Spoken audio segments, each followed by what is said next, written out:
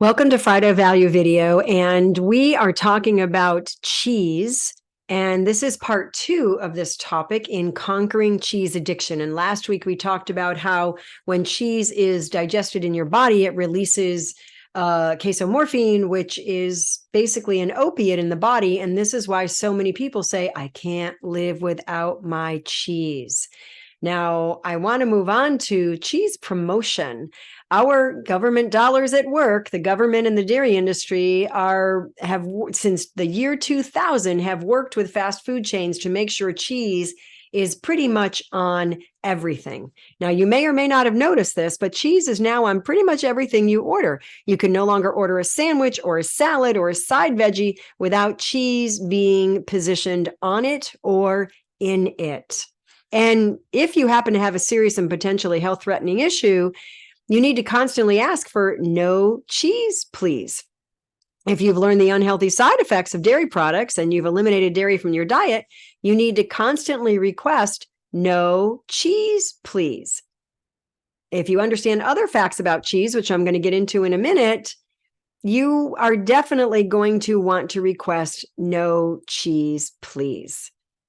And why is it so prominently displayed in menu items no matter where you go? Because the dairy industry is very effective at promoting their products.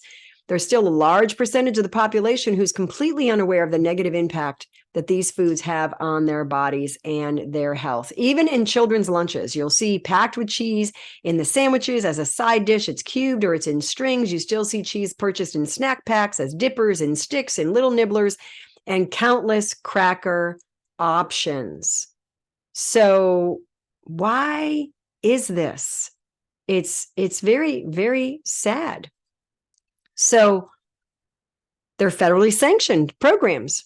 They're promoting cheese to consumers in large amounts. And this is a lower end of the scale. It's probably higher than this, but the average American consumes over 33 pounds of cheese per person per year.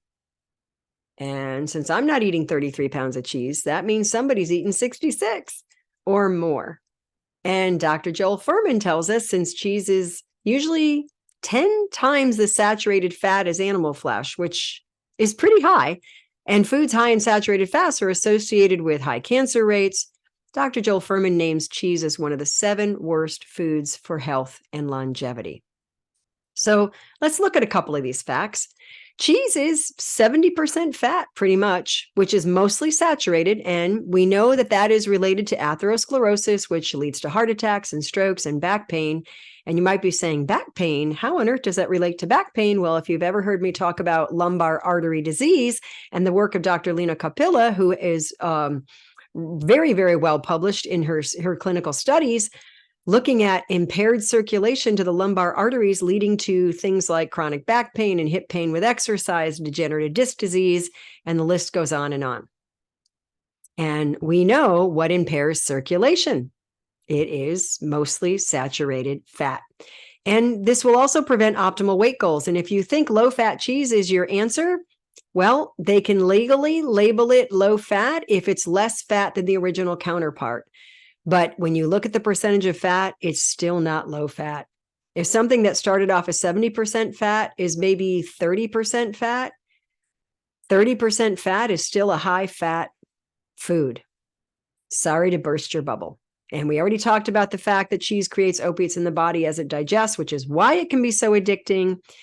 It's also very high in estrogen, which is related to those estrogen type breast cancers.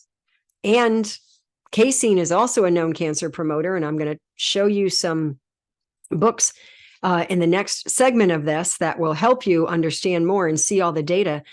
And cheese can also be extremely constipating because there's absolutely no fiber. None. Zilch, zip, nada, none. Only plant foods have fiber. All right. I hope you're enjoying this series, and we'll see you next week with the rest.